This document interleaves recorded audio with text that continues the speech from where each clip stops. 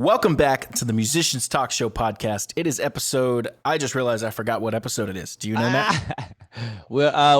So we skipped last week, right? So We did. We're in the one teens, maybe? The one teens? Yeah, we're in like Anyway. 115, I think. I'm going to guess. 115. I am Dallas Dwight. And I'm Matt Tolley. And we don't know what I'm episode going it to is. find out what episode it is for you guys right now. It is episode 115. Matt nailed it. I knew it. 10 So we points would for have Matt. done that on last week, but we had Mother's Day. And Yeah. since we were both with our mothers, we decided to give them the day instead. And to be honest, our schedules were busy the next day, so it just didn't work out, unfortunately. Yep. But if there's one excuse, man, they don't race NASCAR on Mother's Day either, just so you know. Okay. Well, there you go. Yeah. We haven't really missed a lot of these, though. No, it's been a while, so we were like, we'll give it to the moms. Let's give it to them. Yep. They don't deserve So- it, but it's fine. They can have it. So, 115. Here we are. 115. Yeah, here we go. It'll be cool when we hit the 1-2s, the 120s. All right, man. We're cruising. We're going to be there no problem. It's going to be soon. Yep. So we want to do weekend recap. What have you been up to? This weekend, what did I do? Probably nothing. Yeah, Nothing? Just working in the studio any? Yeah. Yeah. We Definitely. got You're always doing something. You always say nothing, and I'm like, yeah. This motherfucker Yeah. is nonstop recording something. That's a good point. But yeah, just hanging out. Yeah, we had You got your new Star Wars thing you're doing too. So is that still killing YouTube it? channel. That's every day. Yeah, I'm over 350 subscribers now. Sweet, dude. Last time I talked to you, it was like way less than that. It's crazy. Yeah, That's a huge it's number. pretty insane. So I have a Discord server for it with almost 100 people on it, and they're Nice. all It's to the point like where I've created a few Discord servers, and we have one for this show, but Yeah, it's never hitting that what is the word I'm looking for? Where it's like it's a word that Activity? means like a turning point, like you an know? activity like the bump, point like everybody. of I don't know, some point of like leverage. Right. But you get a certain amount of people. There's a word for this, and it hits a point where it kind of flips on itself, and Tipping what I point, mean maybe is we'll like call it, or tipping something point. like Yeah, that. sure. Yeah. And that's where the people start talking to each other without you having to be involved. Yeah. And yeah. the server, my YouTube channel server it's insane in there, dude. There's hundreds of messages a day. Yeah. It's just like, and I do my best to keep up with, and it's a lot of questions for me on certain things that I'm doing. I'm doing like game guides and stuff like that. So, right. but it's been really fun. It's also been fun to do something that's not really music, and it's really Right. conducive to the quarantine. So, that's cool. Yeah, I'm trying to keep it kind of separate. I actually have done almost no advertising for that channel. I never post on social media. I never, Star Wars like- is just kind of a self-selling fucking promotion thing. Yeah, I mean, and it's been growing through organic growth on YouTube only. So tags and stuff basically is what's got me where I am. right. And then, So, but I just started in after that, January. word of mouth. So, Yeah, and then after that, word of mouth. I mean, it spreads like wildfire. One person tells 5 people, and whatever. Just Yeah. Star Wars fans have a huge connection and all that. They're all it's a big thing. very Yeah, so it's close. fun. I Yep. feel like at some point I'm going to run into copyright issues and stuff. So I got to figure out Really? what I'm going to do then. Huh. So, well, yeah, I mean, Yeah. it's Star Wars is Disney's IP now. So Yeah. So if you're making money, if it's becoming a monetarily successful, then you could potentially. yeah, I don't know how it works. I still have a ways to go. So to get monetized on YouTube, you have to have 1,000 subscribers Right. and 4,000 hours of viewing time within the last 365 days. So within the last 12 months. So the last Right. 1 year, right? And assuming that's because they're not going to start all the paperwork and roll out all the contracts and do all that stuff, and connect your bank and all that without having a real cause to. Like they wanna know you're serious without about it. some sort of proof. And it's not easy to hit that No, as we're no, I mean, realizing, because this is the biggest thing I've ever been a part of that has really like taken off. And I feel Yeah. like it hasn't taken off yet, but it's taking off. It's gonna for sure. I And, mean, it's a Star Wars. That's dedicated thing. really fun to be a part of. And I'm not anywhere close to 1,000 subscribers, but I have dived into a couple softwares with projections that'll analyze how fast you've grown and tell you when you're going to hit certain benchmarks. And Yeah. all of those have me hitting 1,000 subs by September, which is pretty cool. Nice.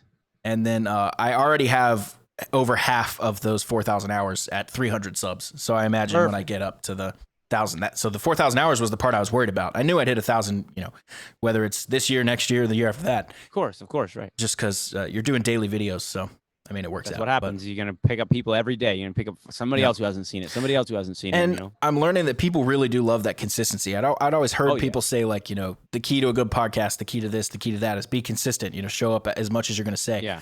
So at first I started doing weekly videos. I was like, you know what? No pressure. And I realized I'm not going to grow that way. So I have to just commit to daily videos and just do as much as I can. And so I haven't missed a day. So since January 14th.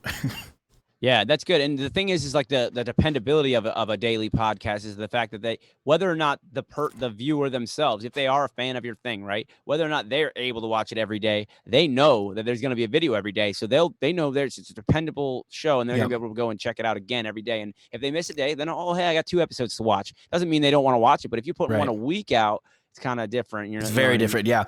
And I'm starting to feel the effects of the snowball because I have one series in particular that I've been doing more than any other series, and that's up to like episode I think 63 or something was today.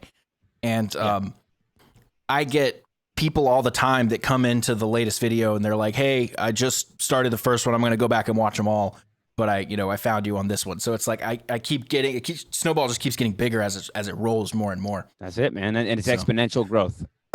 That's I took a couple like free courses and watched a ton of videos on YouTube and all that stuff. And every creator that was teaching those classes said YouTube is exponential.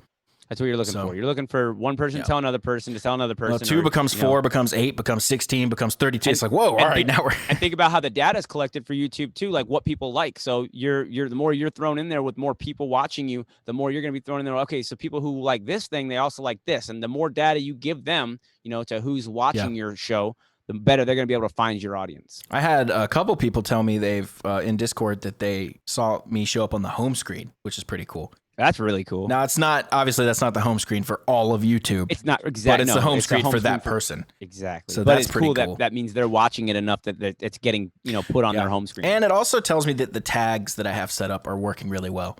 Yeah. So that's really nice to see. But anyway, that's YouTube. So I've been doing that. Music, good, we had Goliath come in the other day. I set up my closet as a vocal booth again, so that's pretty awesome. I don't have it totally foamed up. I basically just have like a square chunk in front and the sides. That's pretty good though. But it seems to be doing pretty much what I need it to do. I could easily go drop more money on more foam. This time I'm hot gluing it, which I feel like will be a little more removable. Okay. Yeah. And but I don't think I need to. And this isn't a permanent residence, so sure. I'm not going to go nuts and like the other one I did was a really small closet. This one's much bigger. It's probably twice the size. So you have a lot of nice room to move around. I got one of those really nice heavy bass mic stands that comes up and over. Yep. Those are crucial. So kind of up in the stand's a little too big for the closet. Like you kind of got to shove it in the corner, and then the mic ends up being like kind of closer to one wall than the other. Yeah. Just because of the way the counterbalance works. But anyway, it's all good. Didn't you send me that just recently, the bathtub picture? With holding up the shower. Yeah. That was funny. That's great because, man, everybody always says, man, I sound great in the shower, man. When I'm singing in the shower, it's so good. Yeah.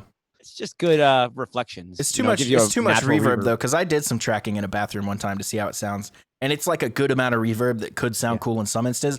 But when you have the whole take like that, it's kind of like, we can't turn it down as part of the room, It's cool. I think we did some guitar tracking in the bathroom for your album. Some of those acoustics. You remember that? Do I remember? I'm trying to remember. I remember you were in the guest bathroom. Living room. We did that too. We tried one take in the bathroom, I think, first. And I don't know if we ended up using it actually. But now I do. Yeah, now I do. I had to put myself in that apartment for a second. The one in the bathroom's on the right on that one. Yeah. Yep. The little guest bathroom. And also in like the new Wu-Tang fucking not whatever it is, the Netflix series. They do the first rap vocals in the shower. That makes sense. That's interesting though, because rap's usually really, really dry. Right, and I think that was something they did differently. Something that kind of made them unique too. Another thing that they did, it was just something that somebody told him to do. So he's like, all right. And he thought it was dumb at first. He was totally like, what, in the shower? He's like, this sounds great in here, bro. They like loved it afterward, That's hilarious. Just gave it some depth, Yeah. So that's cool. Yeah, well, I think I started to say, but I don't know if I finished. We were we did vocals for Rubber Band Man, our cover of Rubber Band Man this week. Oh yeah. And lead vocals, I think, are pretty much done. We got to do a lot of backing vocals, and then we got to do the drums. And then we already paid Andrew Wade for mixing it, so he's going to be mixing it. He's done. Well, let's see. If only we could all see together. Hey, bring it up on the screen. Yep. Here it comes. Andrew Wade, most famous probably for A Day to Remember. Oh, okay. I was just talking to a friend about that band just recently too. He was telling me about them. So started in 2003 with a bunch of bands no one heard of, but then 2005 he did A Day to Remember. Then he Gotcha. started doing bands people know. The Word Alive, Motionless in Nice. White, Oh wow. The Ghost Inside. They're really good. Issues. Yeah, they are good. Um, They just said Meshuggah? Issues. Oh, they said Meshuggah. Neck Deep, Wage War. A lot of those Okay. kind of bands. So anyway, he gets really good rock sounds. So we're going to be working with that's him what on you that. need, man. You need somebody who's gonna, like what we talked about with Machine. Remember he was talking about how Lamb of God, like when he did that, he got famous for it and stuff like that. But that's not the only thing he can do. Like just because he did a great job with Lamb of God, like he's a experienced what do you call it, experimental person himself. He wants to try things and do things and grow, and he's definitely capable. We all know that, like what he can do sonically. And and he did the LA Maybe's first EP. Yeah, he started releasing those Machine Shop lives, and the first one he did was The Contortionist, and yeah, the live sound on those is unbelievable. I got to check it out. I haven't checked it out. It's great. Like he did what he said he was going to do, like bring I remember bring that studio quality production, like final mix master production to a live performance, like a live stream. That's so awesome. That's so cool. And that's what, we were talking about, the innovation through quarantine and all that kind of stuff. Kind of puts it puts more effort. It actually worked out pretty well for him, because we know, and our listeners know, he's been talking about that for a year or so. Yeah. It was beginning of last year, I believe. Yeah. Yeah. It was January. Yeah, it's January, right? Yeah, so a year and a half. And I think it came out, probably right around the March, something like that. So yeah. But the timing couldn't have been better. I actually think he's released a couple of them, but Contortionist was the one I watched. I need to check him out. I was really excited when he announced that, and I just didn't. I've been watching for it, and I guess I searched for it a couple times in the meantime, but I must have missed it when it came out. I'm definitely gonna go check that out. I was super intrigued by that idea. So. But like he was saying though about like mixing anybody, like Andrew Wade, just because he does Motionless in White, you know what I mean, which is very different than LA Maybe. But think about the production sound and what he got as sonically and what he could do. Yeah, and I have a theory that I think people who are known for one genre, I feel like they probably want to do other stuff too. Like they want to flex their muscles on something else, and grow, right? Yeah, grow. Sometimes they don't. Like we went to a metal producer, Nolly from Periphery. We went to him first, and he passed because we're just not his style. That's just not what he does. And that's the individual like producer themselves. Like, what do they want to tackle? I mean, that they're a human being too. They don't have to take every job. No, and that's nice when you get to the point where you don't have to take a job. That's what it's nice. Yeah, it's real nice, especially if they're not, like depending on somebody to come and ask them to work with them. That's what that means essentially. So. Yeah. So I mean, that's pretty much it for us. We have a lot of other songs in the works, but there's not much to talk about there. What about you? That was a lot. Show. That was a lot for nothing. Remember, we started out. Well, we talked about YouTube for 12 minutes. Yeah. So, so we played our first show out of quarantine this week at Prep and Barium, so that was cool. To get out, stretch our legs a little bit, knock the rust off.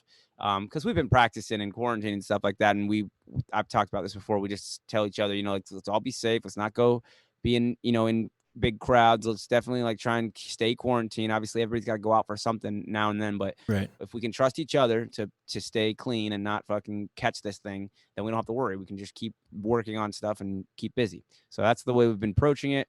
And but practicing is one thing, playing a show and actually getting out there again is another thing. So but we had and I've been kind of teasing this, and not on purpose, but I just wanted to be sure. We have been kind of checking out new bass players, and we've found the guy and are really happy with him, and we played our first show with him. So it was really a good weekend as far as we'll say call it a checkpoint. We'll say here's where we stand, and we can all look at it. We got some really awesome footage. Just happened to be able to borrow a camera and record the whole thing, and we had some friends come out and really helped us out with that. So we gamed footage, more than anything, and we can use it for B-roll and stuff like that. Yeah, and in the documentary series. Yep.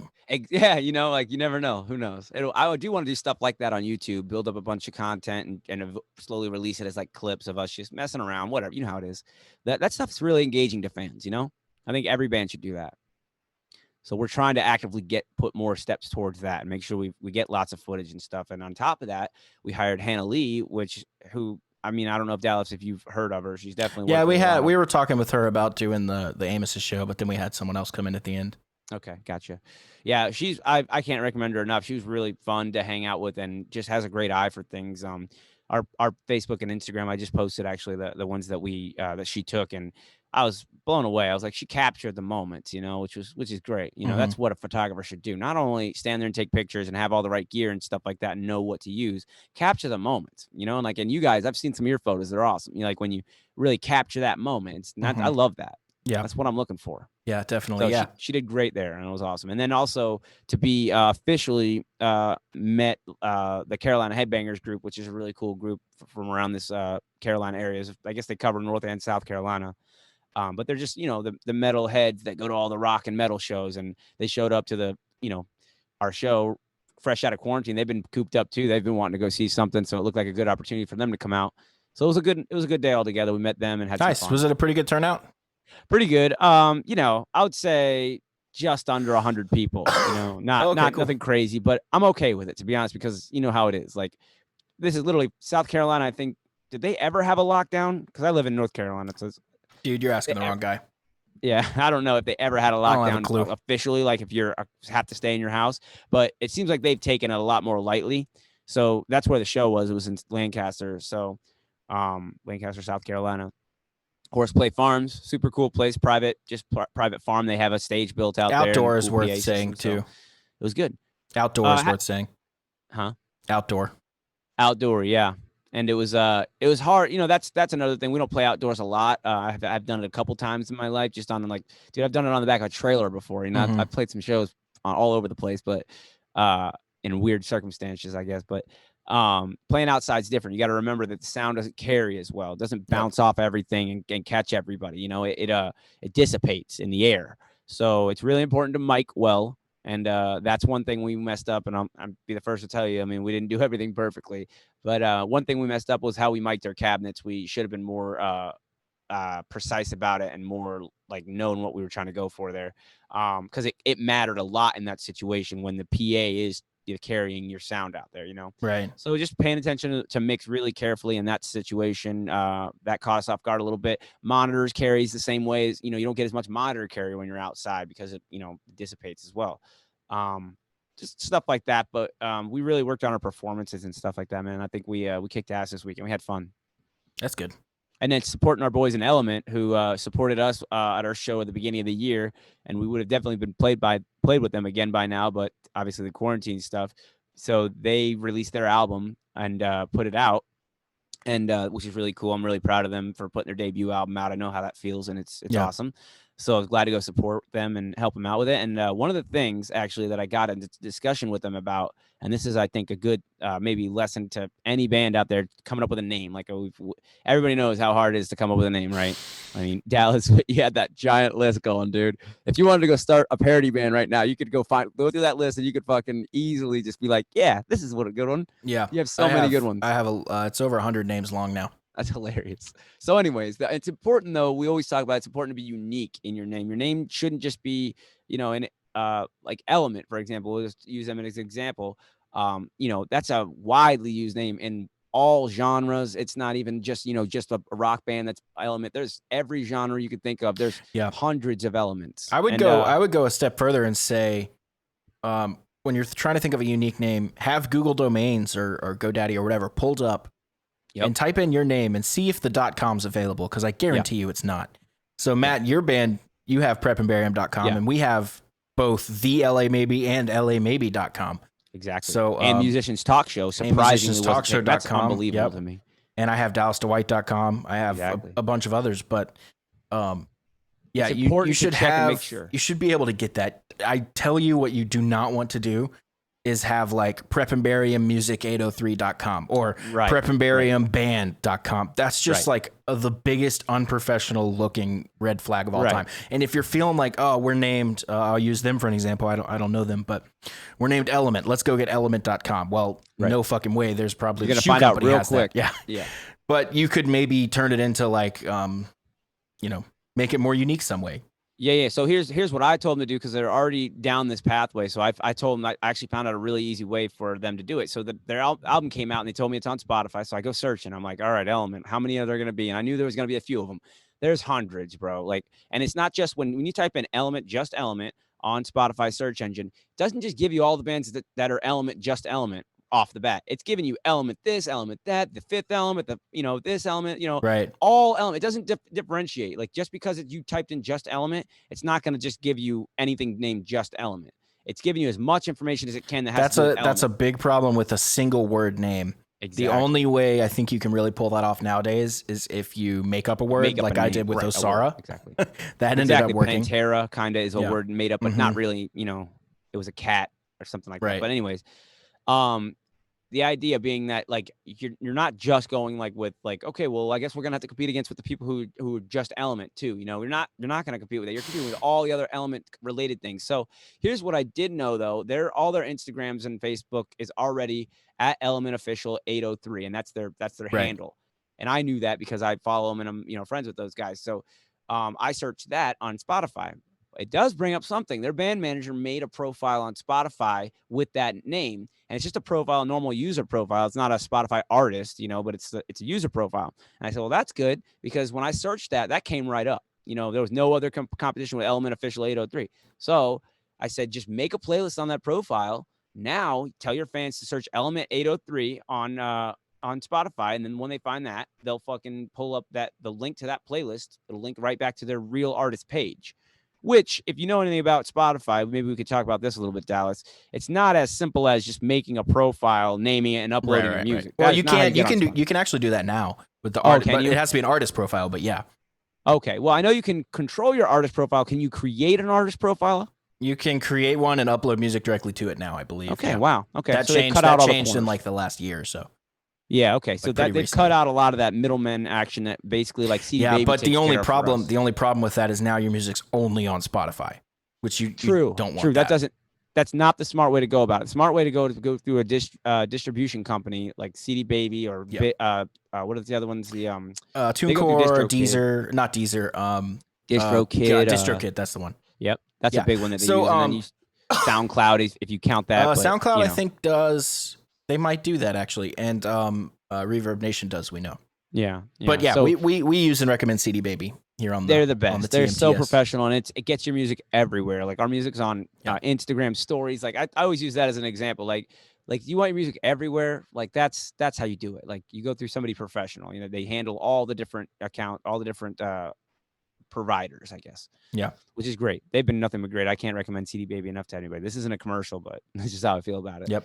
Now, I was thinking about what you just said, that I think while that is a solution, I feel like it's a Band-Aid on a gunshot wound. It is. Like they need to address, or this will be my advice, address the core issue, which is you need a new name. Their name is so vague. It's too wide open. Yeah. I mean, you could have Element in there, Sure. Right. Element of Earth, or there's so many different things you could do. Just come up with something clever that's going to make it. First of all, you see a lot of times when people misspell stuff. I would go against that because like ELMNT. Or like if you put like a Y where there should be like an I or something, like that kind of stuff. You're just begging for typos. Yeah. The problem is you're relying on somebody's memory how you misspelled this word. Like, yeah, they misspell it this way or they misspell it that way. It's like, and then you're going to run into other people who misspell that same word in their own unique way or whatever, and it's just like, come on, like that's still the same thing. Like, okay, your name's Dynamite, but you have a Y and you have an I there. You have a, like whatever, like, you know what I mean? Like that's also not a great solution. It's best to really come up with something that's clever and really try and unique. You know what I mean?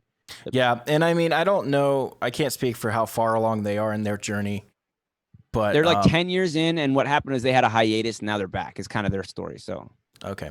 Yeah. But so they had a big break. I would guess you're not far enough in that changing a name would be the end of the world, Right. Unfortunately, in fact, coming back on that hiatus, that would have been the time to change it. Exactly. And that's they considered that, they said, and I was like, man, had I been in the conversation, I definitely would have steered them that way. But I mean, it also depends on their goals. If they just don't care and they just they're just a bar band hanging out, like then do whatever you want. First of all, I know they care, and I know they're trying to make the best music they can, and they want it to reach people. And that's the biggest thing is it's your job as a musician, not only to make the good music now, you have to figure out how you're going to reach people. Like that's your job now, unless you're going to, pay somebody else to do it, which who's got the money to do it. If you're making music, you're not loaded with money. You know what I mean? Like that's not why we do music. We make music to, express ourselves.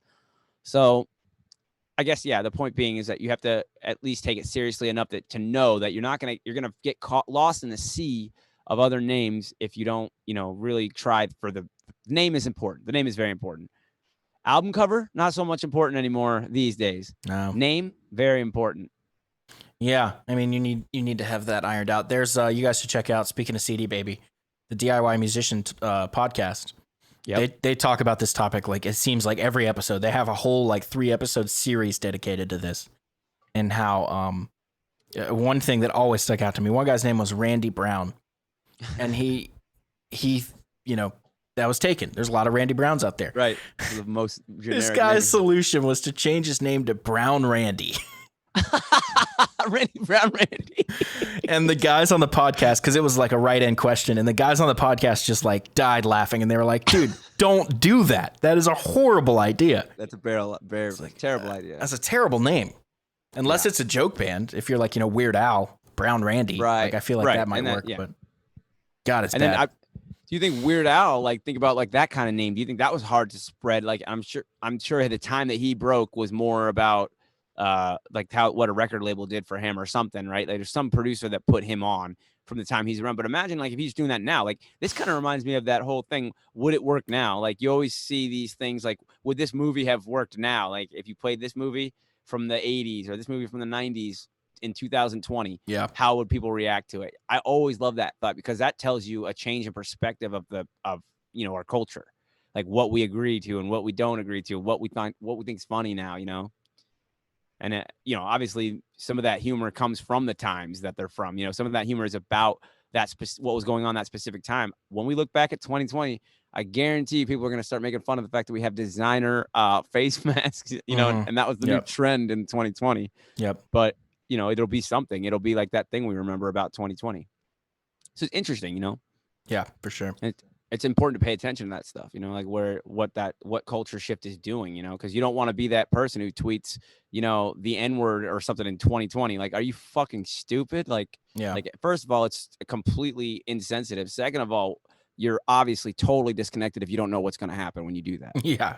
You know what I mean? So it's just like kind of like just knowing what's happening. Like just understand what common culture is believing, or what it is. Yeah. Because man, I mean, in the 50s, we thought it was okay to hit women, apparently. Like, not me. I'm not from the 50s, but when I watch those fucking movies, I'm kind of appalled sometimes. You're like, what?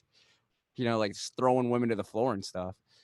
So keep your, keep everything in check and all that stuff. So I don't even know how we got off on that. I don't either. Yeah, that's crazy. That was a fun little turn. That was a fun little turn down serious road. Sorry, I do that sometimes. But the show was great. I guess we're still on weekend wrap up. The show was fucking great. I had a great time. And it was good to talk to those guys about that. I felt like that made some sense for sure. Just even if they're wanting their local crowd to be able to find them out in the sea of Element, imagine how frustrating it is to be a fan of your friend's band and you want to go listen to it. You're like, man, it's on Spotify. Well, I mean, it's already so hard to get found. Why would you turn your journey on expert mode? Like, right, exactly. Put that shit on easy. That's a really good analogy. That's really good. Let's get it done. Like, it's hard enough. Right. The game is impossible anyway. Right. You better set it on the easiest difficulty. Exactly. There's no shame in that for sure. I mean, like you're trying to make yourself stand out. Like that's what we are. We're artists. Well, when you type in LA, maybe like it's only us pretty much. Exactly. And that's one of the things that, I remember when you were telling me you love that about that. And that's exactly what you should be going for. Something Googleable unique, is what I call it. And also sticks in your head. Like something like that has like almost a cadence to it, Mm-hmm. Even like the LA maybe, and then even Prep and Barium. I feel like it gets a cadence after a while, and it's that's almost like Guns N' Roses. Like, I don't even think about the actual Gun and Rose anymore. It's Guns N' Roses is their name, so it just becomes Guns N' Roses. Yeah, sometimes I'll just sit there and go Guns N' Roses. That's a weird name. Right, it's a really weird name, but it works. Right, it only works because they're famous, but exactly, it becomes a name. So it's like if my name was Shake a Leg Bugga Bubba, like that was my fucking name. It would just be that, and it would have its own thing. It would have its own. Yeah, I'm a big believer that any name that might sound weird in the beginning is not going to sound weird in a year. Isn't that crazy? That's what I was thinking too. Yeah, because I had to sell all the Osara guys on that name. Right. So the reason I came up with that band name was because the band before that was called Marry Me Joanna, which was a play on marijuana. And it was, so I was going to call it Mary Joanna, but I was like, that's way too obvious. So I'll just call it Marry Me Joanna. And it was a pop punk band. So it worked really well. It fit the style, fit the genre. And it was really Googleable. You could probably still find us on there. So the second one, when it came time to come up with a second band name, I was like, so what made that so Googleable? I was like, okay, it uses a person's name. So let me Google names. I Googled like list of female names, and Sarah, just Sara, jumped out at me. And I was like, oh, I just said like, oh, Sarah. I was like, okay, we'll do that. Oh, Sarah. And then my buddy Daniel Kyer was like, you should say Osara. That's cooler. I was like, all right, well, I was like, I don't know about that, but everyone seemed to like that better. So we did that.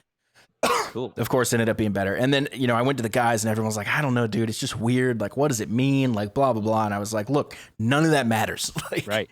It's going to work. And it worked. The fact that actually it doesn't mean anything really other than just it's a kind of catchy little hearing. Like I think it means soup or something like that in Japanese. And it's also a city in Finland because we had a guy on our Facebook page literally every day. Every single day he'd comment, hello from Osara, Finland. Every single day. It might have been Sweden or something like that, but he was over the moon. Like, I don't know why he chose every single day he'd comment that. He must have got a kick out of it. He loved it, man. I don't know. And he probably liked the band too, on top of that. Like, could you imagine like finding a band name that's by the town of, like if you found a Rock Hill band or like that's what their name was, Rock Hill. It's like, oh, and you're just a casual music fan. Maybe you're not, jaded to the whole fucking thing. Exactly. Oh, shit. So I just typed in Osara. That's it. Not band, not South Carolina, not rock, nothing. Yeah. Osara in Google. Yeah. And the first thing that comes up is a GitHub thing, but the second and everything else on the first page is Osara the band, pretty much. Perfect. That's what you want, and that's the way both of our bands work too. And I love that, and that's a smart move. The interesting thing about Osara, though, I was saying is like it's so open, doesn't mean anything. You can do whatever you want with it. The fucking logo can be anything you want it to be. It doesn't mean anything. Like you could be a fucking what they chose is an iron bird looking thing. Like it's really Did you draw that, Dallas? Was that part of it when you left, or that was Steve Epting? He's a Marvel artist. Drew that for us. Did he do that while you were in the band still? Yeah. Okay. Yeah, I love that. I think it's a great idea. He came up with that logo completely of his own volition because we were having him design the album cover, which was the Phoenix on fire. Gotcha. And then on the back he had that, and we were like, "Damn, that's a sick logo." But he just came up with it all on his own. Like he didn't ask for any input, nothing. We were like, "Can you design the cover?" He was like, "Yep." And then the next thing we heard was, "Here's the cover." There was no like, we want it to be this and this. None of that. It was like, bro, we're hiring one of the best artists in the world. Right. Like, I just want him to do his thing. Like, yeah, let him work. If you guys are curious on seeing his stuff, let me pull that up for you. Some artists have a problem with no direction. Like they need like somebody just give me something to draw and I'll fucking draw it. Some artists work better. You just let them do their thing, man. Let them do their strong suit.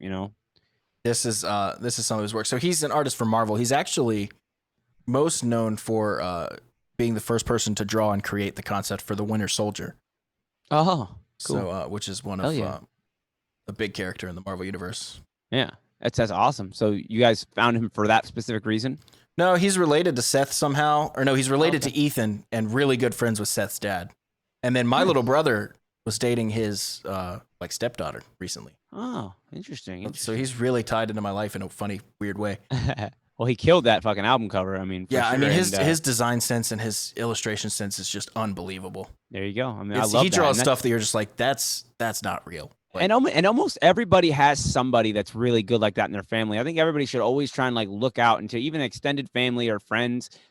Somebody can do that for you. And if you really talk to them about like, hey man, I need this for my band, and you give them, a good whatever. If he likes your band, anything like that, they'll help you out. That's how you get shit done, man. Yep. Add on some. We just asked him. He didn't want any money or anything. Right. There you go. That's perfect, man. That's an awesome deal. Yeah, the logo's sick. I always loved Osara's logo. Yeah, let me see. I should show you that actually as we're talking about it. I showed Osara Google results and our 2 band Google results. Oh yeah, cool. Yeah, I mean it's pretty interesting how that. It's this logo right here. This is not the album cover he did. It actually has a similar vibe, which is kind of cool. The album cover he did was... Oh, I think I made this. I think that's my design right there. That's funny. Nice. I did make this. This was the original album cover from the first album. Isn't it funny now you couldn't even imagine it not being Osara? Like, what is that band called? They're called Osara. This album cover right here. Huh? This is the one right here. That's the one he did. I know you can't see it, Matt, but everybody else can. I can't see it, but... That's Colton Beasley and Osara. You know what I mean? Like for me, it's like it's his fucking event, his band, and those guys in it are awesome. They're the band. I can't remember all their names right off the top of my head right now. They change a lot too. I know Colton. Here, this is right after I left. So before they had their other guitar player, but there's Colton, Seth, and Ethan. So that's who was in it when I was in it.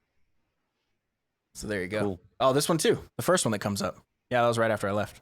I can't wait to play a show with those guys. We still have not made that happen, and I really still want to do it. Oh, yeah, so. we played one not too long ago. They jumped on Yeah, it you guys played it. last Yeah, minute, I know. I which was awesome. remember they you called us, and our drummer was out of town, but you guys called Osara, and they fucking came right in. That was cool. Mm-hmm. Yeah, that was cool. Yeah, it's cool to play. I haven't seen him since I left, so that's fun to see him. Like I've seen him in person, but I haven't seen the band play. Oh, got you. I got you right. Cool, man. So that was a good time.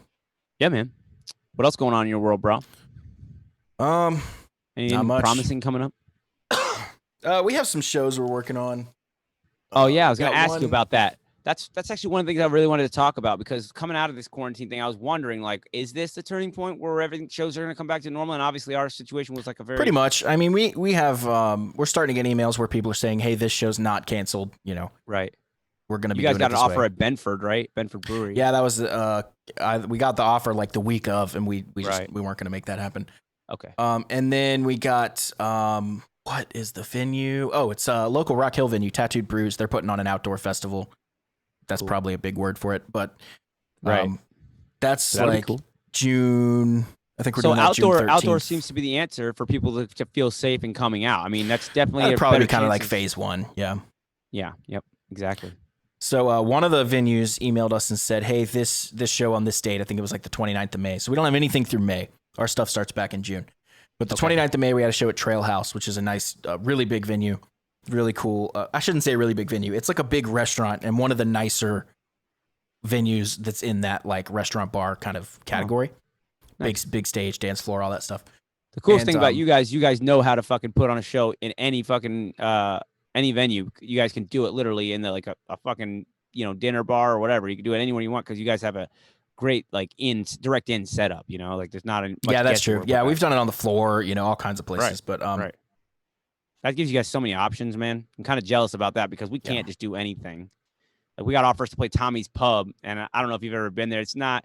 I like that to hang out there, but it's not my favorite place to hear music. You know what I mean? It's and then people put rock bands in there, and I always think it's like it's just too small. Like, there's not enough room. Yeah. You know. And yeah, I've definitely done those kind of places too. But yeah, so May 29th, the Trailhouse guy emailed us and said, we're open technically, but we're at like half capacity and we can't have events. So that's some sort of, you know, okay. They're not allowed to. So even once places start opening up, I don't think they're going to be allowed to like put on a big event where the goal is to, because think about what is the goal of an event. It's to bring as many people as you can. Right. And that's what I felt weird about even promoting this gig. I felt like, man, do I invite everybody I know? Because what if everybody fucking, I don't want like, you know, a crazy massive crowd. Not that, you know, I just didn't want it to accidentally happen. Not that it's like, it's really easy for me to do that, like accidentally sell out a place. I didn't know what was going to happen because of everybody being cooped up for so long. You never know. Yeah.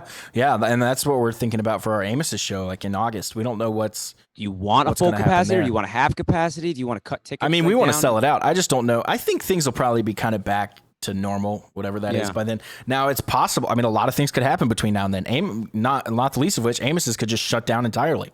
Well, yeah. So, and I thought, I mean, especially if they're having trouble, you know, like it's right now is a really hard time. So, but I thought too, like the worst thing that I could think of in my head, I'm just kind of like playing devil's advocate, is what another outbreak. Like, what happens if it comes like, oh shit, we had a spike, we thought we were clear, and then we had a bunch of shows, and then now we have this giant problem, and then it just goes right back to what it would have been 2-3 months ago if we hadn't done anything, you know? Yep, exactly. Because it looks safe, you know. We were talking about, you know, potential, like you hear all these stories about like hospitals being empty too. We were talking about that a little bit, and then you know, like you wonder, like, that's a lot because people are scared to go to the hospital. They don't want to be at somewhere where COVID-19 is, right? So they don't want to go to the hospital, even if they are really hurt and it's not COVID related, you know, they don't go to the hospital. So the hospitals are like empty right now, which is really weird because that's what we were trying to avoid, is hospitals getting full. And here they are empty instead. They could go out of business or whatever, you know, like whatever. I don't know. Yeah, it's crazy. Yeah, but I don't know. So for the August show, I mean, we can just speculate, I guess. It's still a couple months out, right? So it's August 1st. So I, even though it's August, it's, you know, basically July, you know, while we're there, you know, we go through July and then bam, it's there. It's not like it's mid-August or anything. So we really have the rest of May and then all of June and all of July. So call it 2 months and a couple weeks. I have a good feeling, if nothing, barring anything crazy happens, like another big outbreak, I have a good feeling we'll be back to normal by August. Yeah, I would hope so. Hopefully you'll be able to sell the whole place out. Just say, fuck it. Just go full bore. Now, it could go, there's a huge spectrum of what could happen. The venue could completely shut down, all shows canceled. That's kind of the worst case scenario. Best case scenario, everything is just open back up and everybody's eager to get out. It's, the final phase. It's a big thing to do in town, and we just sell it out with almost no effort. So that will be, best case scenario. Best case scenario. Yeah, absolutely. Absolutely. And then obviously want everybody to be safe. Hopefully they imply a lot of new safety measures, like making sure the soap dispensers are full. Like, I can't tell you how many times I've gone to venues where the dispensers weren't full. And that's just because we get, sloppy, and we're like, we get used to this like, we don't need to wash our hands, whatever. Like, and then here we go in a situation where washing your hands immensely helps stop the spread of a disease. Yeah, it always has. I don't know why people haven't been doing it. But. Yeah, because we hadn't had a problem. I guess it's really just, so. I'm hoping for a clean reopening, though. I want everything to go back to normal. I don't want to lose my fun nights having rock and roll parties with my friends. Everybody wants that. Yeah, I mean, it'll be really interesting. So, what's the deal with North Carolina? What are they doing? They're a little more skeptical. I know a while back, and I'm not sure like how much it's lined up, but they said that our governor was just basically following what Atlanta and what New York was doing, because they're looking at us as like a smaller version of both of those, Atlanta being more mid-between, right? So they're kind of just using those two places to kind of gauge what they should do for Charlotte. So that's what I've heard. And Charlotte's the biggest concern, that being there. You know what I mean? Like that fact that that's the main hub where everybody's kind of in and out. Yeah, that's true. Definitely. It's the biggest city in Charlotte, or in North Carolina, right? The city? Yeah, it's Charlotte. The biggest city in Charlotte. Yeah, it's not the capital, but it is. Yeah. No, I know it's not the capital. It's pretty sure it was the biggest. Yep, and then it's also got an airport, a major, international airport in Charlotte. So, potential international customers coming. Is it a Southwest hub? It's a hub for someone, I thought. I'd imagine. I don't know Atlanta's the Delta hub. I know that. I'm not at least sure. It was. I don't know how often that changes, but yeah, I mean, I have no idea. But interesting. Anyways, is to see how this is all going to play out. I'm hoping we get back to normalcy. Maybe I'll be sitting in the same room with you again one day. Yeah, that'll be cool. We'll have to figure out how we're podcasting in the future. Yeah, exactly. This is really nice. Again. It's convenient. But we may be forced to do this later, Dallas. Say fucking Ellie Maybe's going out of town to be, do a show in fucking Atlanta, and I'm going to be out of town too. But we could do a podcast. We just have to find out when, and then we do it like this, Yeah. We don't have to stop doing this just because we're out on the road. Now we know we don't have to. That's true. Yeah. It'll take a little bit of planning and setup. Coordination. But yeah. But, this kind of situation, I like doing it in person because there's not the lag. Like, I'm sure people have noticed now it's kind of hard. We have to time our conversation, which I'm fucking terrible at. Yeah.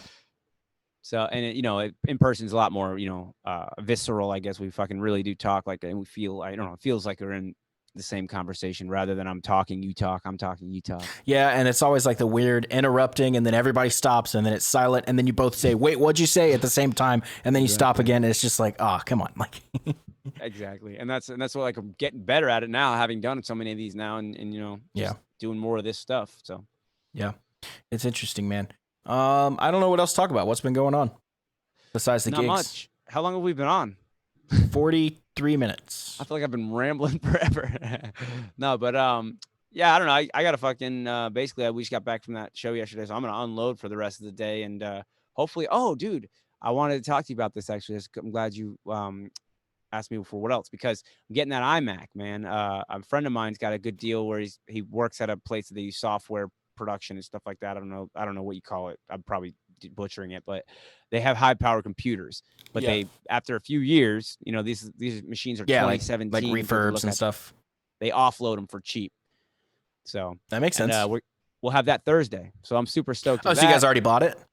Oh no. Well, we've told them we're going to buy it. We're going to meet them on Thursday. They have to go through their whole inventory thing and all that. And they were actually going through a management change. So they're kind of during all this COVID shit, people quit, people, leave, whatever, right? Whatever happens.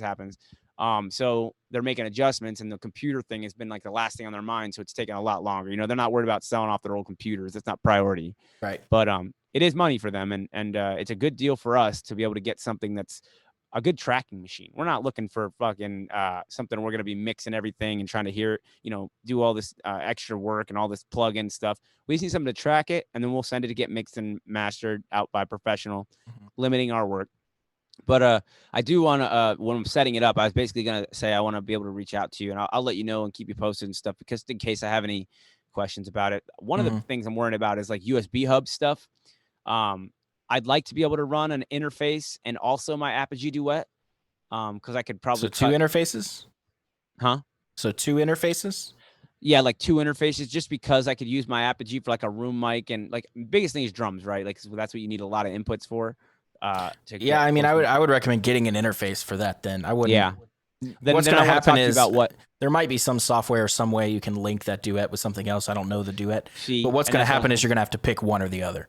You're not going to be able to chain both, unless Apogee has something built in where you can chain that together with something else. Okay. But when you go into Pro Tools or whatever, like you have to pick one. You can't just say like everything. Like right. You can actually. I was thinking you could pick it on track. Like you could pick a different interface for you the can next do track down. On Mac and Pro Tools. You can set up what's called an aggregate device, and you can make that device be multiple interfaces and multiple inputs and outputs together. Right.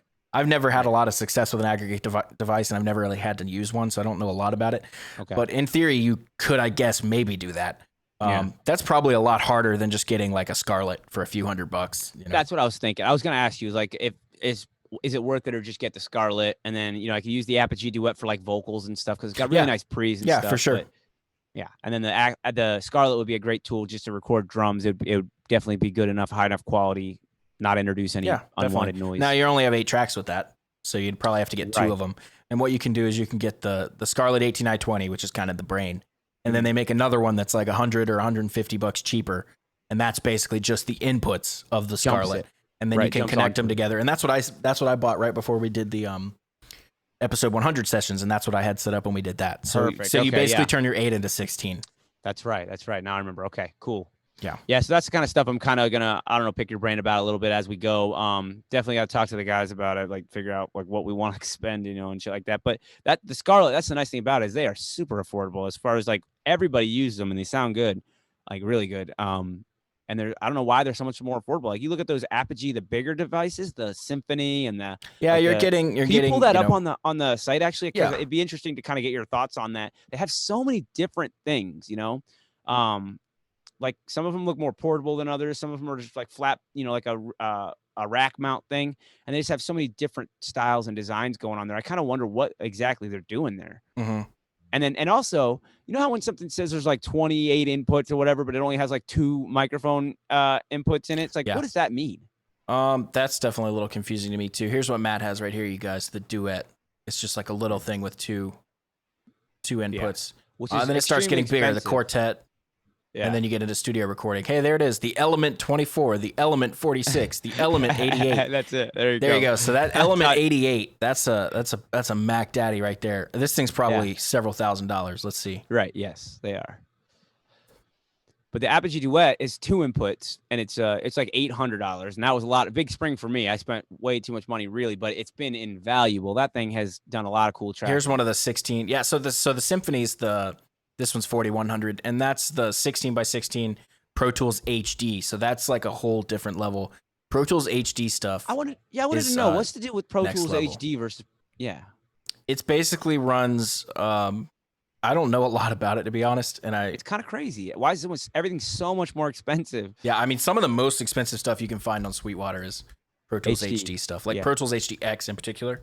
Yep. So what it does is it's a card. Yeah, like the first thing on here is $10,300, and that's for the card and an interface.